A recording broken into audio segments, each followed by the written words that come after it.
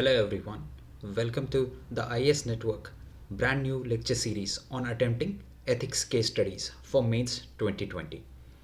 So this is a new lecture series where we would be trying to understand what is the demand of the UPSC ethics paper, especially from the case studies point of view.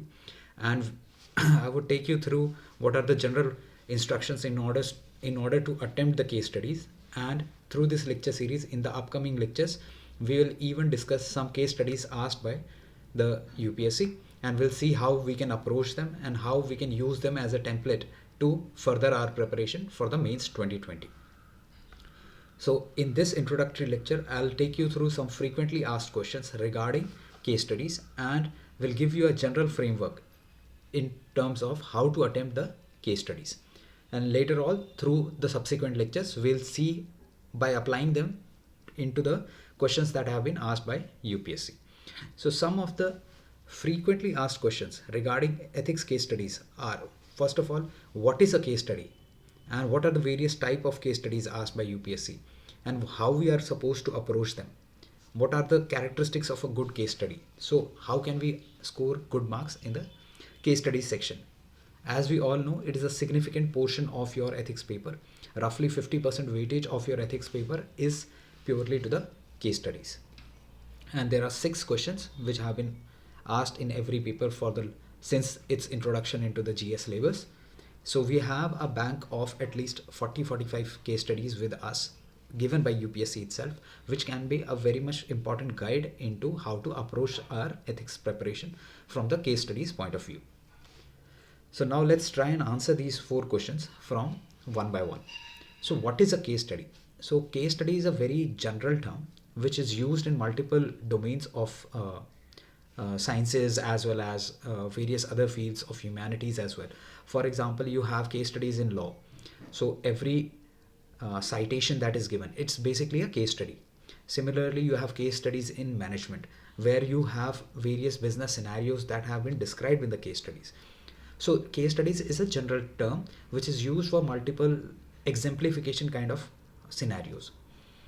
So case studies, when we think in terms of ethics, especially from the point of view of UPSC examination, case study is basically a short scenario that is given to you, which tests your ability to comprehend that scenario and react to it from the point of view of a stakeholder. That is basically a case study. So UPSC is trying to basically synthesize the theory portion with the practical portion. So case study is basically a scenario where you have to apply your theoretical knowledge of ethics, be it various theories, be it various normative theories or descriptive theories you have learned. You have to somehow apply them in the practical scenario and see how they can guide you in terms of taking an ethical decision. So this is what is a case study. Case study is basically a scenario where you are posed with a situation with multiple number of choices. You have to make the right choice, make the ethical decision based on your understanding of what is correct in that scenario. And the various section A of your ethics paper, which has the various syllabus components, that could be a guide in terms of deciding what is wrong and what is right in that scenario. So this is a basic understanding of case studies. Now let's try and see that what are the various type of case studies that have been asked in UPSC. So as we all know that this ethics paper was introduced in the post 2013 when there was a syllabus change in the examination. So post that, every year there has been 120 marks of case studies coming in our paper 4. If we try to analyze all those case studies, we'll figure out that there are certain themes which are repeatedly being asked by UPSC, and we can club them into certain subject matters. So we can see the priority of UPSC and what are the focus areas they are looking at. For example, one type of case study is basically a society, social justice and social issues related. For example, it could be related to some entitled people not getting their rights. For example, people being denied their right to information by some government official. So this, or for example, some reservation benefits are not reaching a particular section of the society, or some people are entitled to Manrega unemployment allowances, but they are not getting it. So these kind of issues come under this kind of a topic, where some social justice, social issues are being highlighted, and your opinion or your course of action is being asked from different stakeholder perspective. You could either be an administrator in that scenario, or you could be a general public in that scenario, or multiple stakeholders. So this is one type of case study that is being asked. Then second, another I would say a type of case study is ethics in governance or corporate governance. So basically these topics are also in your section A. So section A is being reflected in your section B, that is the case studies. So ethics in governance or corporate governance related issues. So as we can see in our daily life also, there are numerous cases regarding corporate governance flaws or government governance related flaws, which can become very easily the cases of uh, case in point for various case studies. For example, the PNB scam or the ICIC scam. So these kind of issues which are happening day in day out in our society could be very important source material for case studies. So these are indications of corporate governance failures. So these kind of cases have also figured out in the last 6 to 7 years.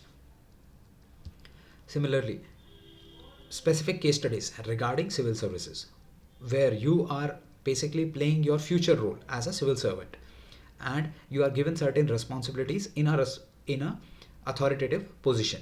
So over there you have to identify what are your duties, how would you take a decision. For example, as a civil servant you have an authority of making certain appointments or giving tendering out certain projects. So in that scenario you are posed with some kind of an ethical issue, and you have to uh, find out what is the right decision based on multiple factors, be it your constitution, be it your conscience, be it your code of conduct. So based on multiple parameters, you have to come up with a optimal solution and justify that solution based on these parameters.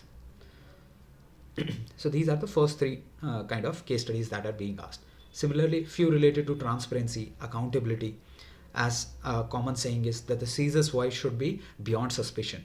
That it's not just about, many a times, it's not just about doing the right thing. It should appear also to be done right. So these kind of case studies have also figured out in the previous years, where the transparency or the accountability of the authority, be it internal or external, has been the main contention issue in the case study. Similarly, few case studies have been related to integrity, leadership, where not just you do not have to give the opinion in terms of a personal decision. It's also from a point of view of a leadership position, because with great power comes great responsibility. So it's based on that authoritative or a leadership position. Your attitude, your responsibility is being checked in these case studies. For example, you might be a CEO of a company. So CEO of a company is not just about your personal decisions or your personal choices. In terms of your decisions might not be only guided by your personal conscience. It might also be guided by by being in that position, by the mere virtue of fiduciary duty, you might be required to display certain extraordinary behavior. So that is what is expected in these kind of case studies, where the integrity of a position or the leadership traits of a person are under check. Similarly, few case studies have been regarding attitudinal change or work culture related changes, where in spite of some laws being present, in spite of some policies being present, still certain irregularities or certain not so acceptable attitude of the people is prevalent. For example, a case study might be posed in terms of Swachh Bharat Abhiyan, where in spite of the financial incentives, in spite of the construction of numerous toilets, still the people are not using those toilets. So this is an attitudinal change kind of a case study, where you do not need to just give the right solution. You have to somehow convince the people in terms of utilizing that solution. And similarly, in case of a corporate scenario, laws, policies might already be present.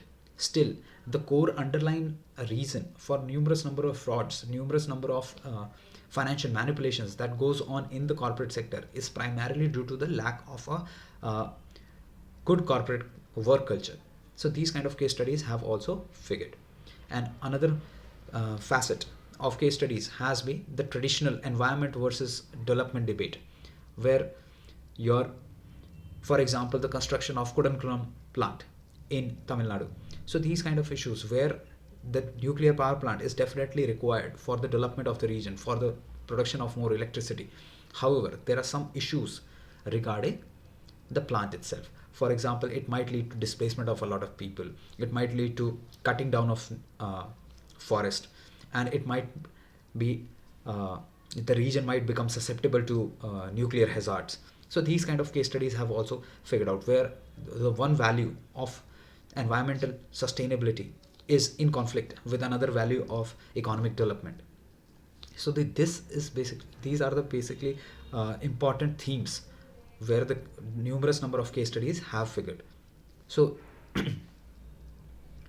so this gives you a flavor of what are the various type of case studies that UPSC has been asking over the years. Definitely there are few case studies which might not figure directly among these heads, but most of the case studies would fall around these, would be circling around these themes itself. Now, if we have understood what a case study is and what are the type of case studies that UPSC is asking, now the next question comes to our mind is, what are the attributes of a good case study? How are we supposed to uh, solve them, as well as what should be included in our answer which makes it a better answer in comparison to our peers, or what is the expectation out of that case study in terms of UPSC. Now let's try and look at few attributes which a good case study answer should be having. So as it is there in any other GS subject as well, you need to stick to the demand of the question.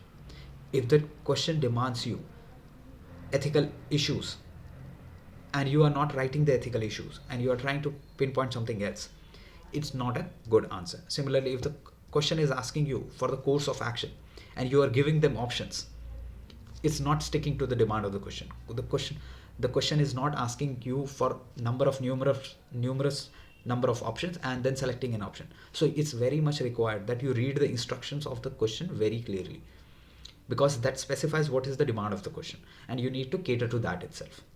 For example, the question might be just asking your reaction. So reaction is not the course of action. It has some response plus a course of action. So you need to give both of them.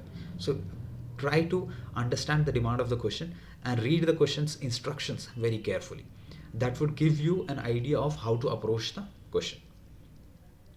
The second important thing regarding approaching a case study is basically inductive reasoning is the focus area. So you need to first of all delve into the question, dig deeper into the question.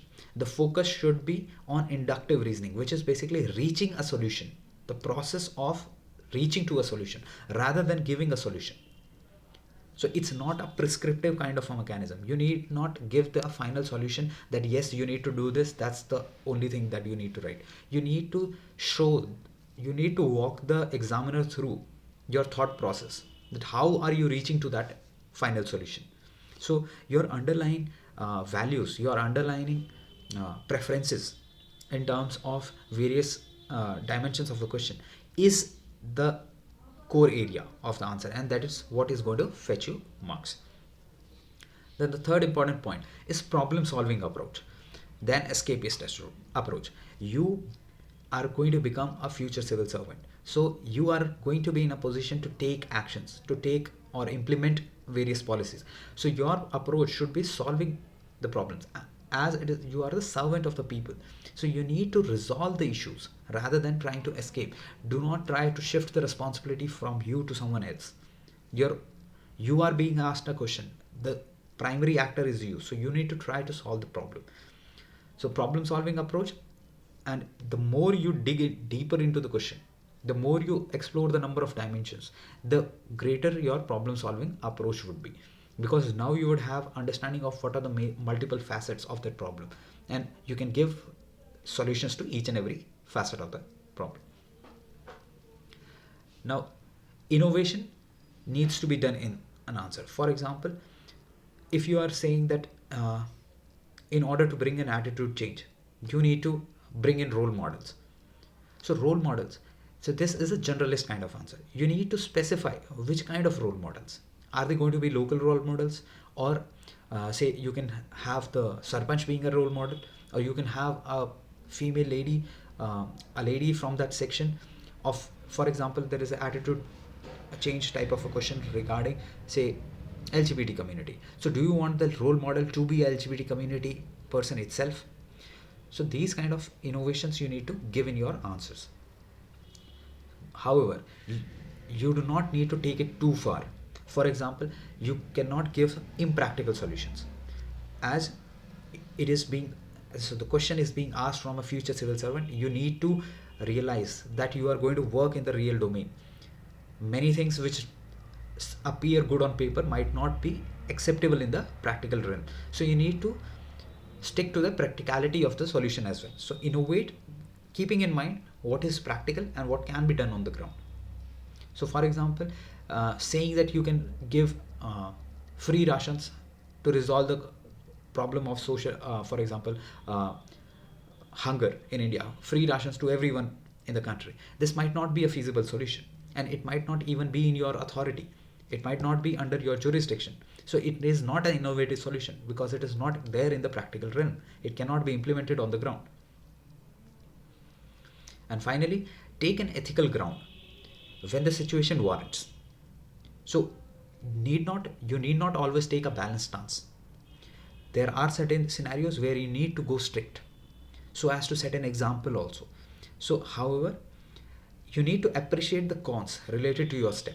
So any step is not 100% foolproof. There are certain cons related to that. So even in a scenario where you are taking a hard stance, you need to appreciate the cons attached to that. And similarly, the steps you are not taking, they might also have some pros. So you need to acknowledge that as well. So these are few attributes of a good case study. So that is sticking to the demand of the question. Try to inculcate more of analysis rather than prescriptive nature of your answer, and try to dig deeper into the problem, thus giving solutions to each and every layer of the problem. Try to innovate, try to separate your answer from the general answers. Innovate, but keeping the practical realm of the reality into consideration. Now comes a general framework in order to answer the case study. So generally, you can begin with a small introduction regarding the case study. So it could be regarding the topic of the case study. For example, if it is a social issue related scenario where, for example, few people are not getting their dues due to the improper implementation of a policy. So you can introduce that something regarding that specific policy if you know, and you can give a generalist introduction that this issue is pervasive in our country, where there are a lot of inclusion as well as exclusion errors, and we need to reduce this problem, and for that JAM Trinity and these kind of mechanisms are already being implemented in the country. So you can give a 3 to 4 lines generalist introduction which introduces to the examiner what is the that you have got the crisp understanding of what is the core issue of that case study. So you need not narrate each and every issue of that case study, but you need to pinpoint what is the core underlying theme of that case study, which shows to the examiner that you have hit the bullseye in the very first go. Now comes the second thing.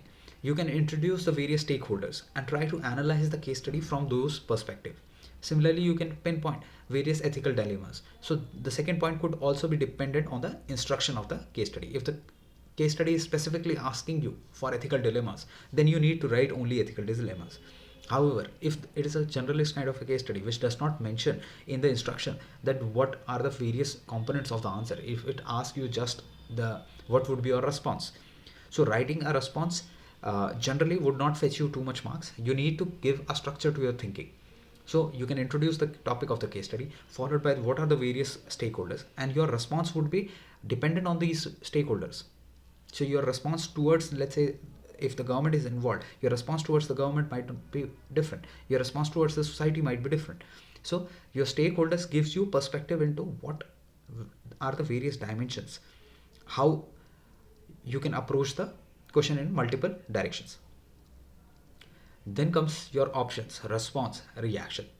So based on these stakeholders, based on some ethical theories, normative theories, descriptive theories, so you can come up with some kind of options. If the question is asking what are the various options available in this scenario with you, so you need to analyze the case study. What are the, and the common rule should be that you should not write too many options. For example, you cannot have 10 options in a case study, because that would eat up all your space, as well as you might not be able to realize or analyze those options. So as I told you earlier also, your reasoning is more important than what you choose. So your process of reaching the answer is more important than the answer itself. So write adequate amount of options. The option should be distinct. That one option should not be flowing into the other option. They should have a standalone nature. Then you can reason that out in the next step. So evaluation, or the merits and demerits of that option or response or reaction. So you need to explain to the examiner that why are you choosing that option and why are you not choosing the other options. What are the various advantages, disadvantages of the options that you have chosen. Similarly, if some you have a certain response to a situation, why do you have a certain response, why do you not have some other response? So you need to justify your responses. Similarly, in certain instructions you have course of action, so you need to justify each and every course of action. So why did you take this step, what are the implications of that step? So you need to evaluate the third point. So either the options, reaction, your response, you need to evaluate that. So evaluation is done on the basis of certain parameters. So evaluation needs to be done from the point of view of your various ethical theories. So if you're taking a decision of, let's say, giving certain person some special benefits, you might justify it on the basis of compassion, on empathy, which are even included in the code of conduct of civil servants. So this is the kind of evaluation. This is the kind of justification for the action that you have taken. Similarly, if you deny the person any special rights, you can also justify that based on it is against the law to give him certain benefits if he is not having the valid documents. Similarly, you can say that it goes against my code of conduct to give preferential treatment, because the right to equality is given in our constitution. So these kind of evaluating statements is supposedly to be there in your fourth segment. Similarly, the last component would be to describe your solution or give an implementation. So this is the overarching framework that you need to give here to justify your ideology, and similarly to give concrete points in order to implement, because just saying that you will give certain benefits to some person is not sufficient, because you need to give the details of how are you going to implement it on the ground. So the implementation details comes in your fifth segment, and you can conclude it with some overarching statement. So this is a generalist framework through which you can approach your case study. So introduce your case study with some key issues present in the case study, or you can introduce by the topic of the case study, followed by some stakeholders, ethical dilemmas present in the case, followed by some options, reactions, responses, which would be dependent on the type of the question you are having, specific instructions that is given in the question. Then the most important component would be the evaluation component that fetches you the maximum marks. So your evaluation should be deep, should have multiple dimensions. You should argue the same argument from multiple theories. This is where you need to bring in your section A's knowledge into effect. And finally, you can show some innovative solutions and how to implement the choice that you have made in terms of practical scenario. So this would complete your ethics case study answer. So through this video, I have tried to take you through the basic understanding regarding case studies.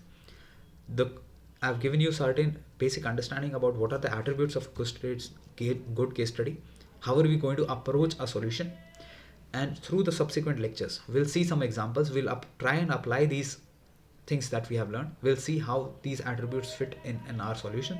Similarly, we'll try to implement this approach, this framework that we have discussed in our answers. So that would be all from this lecture. Thank you.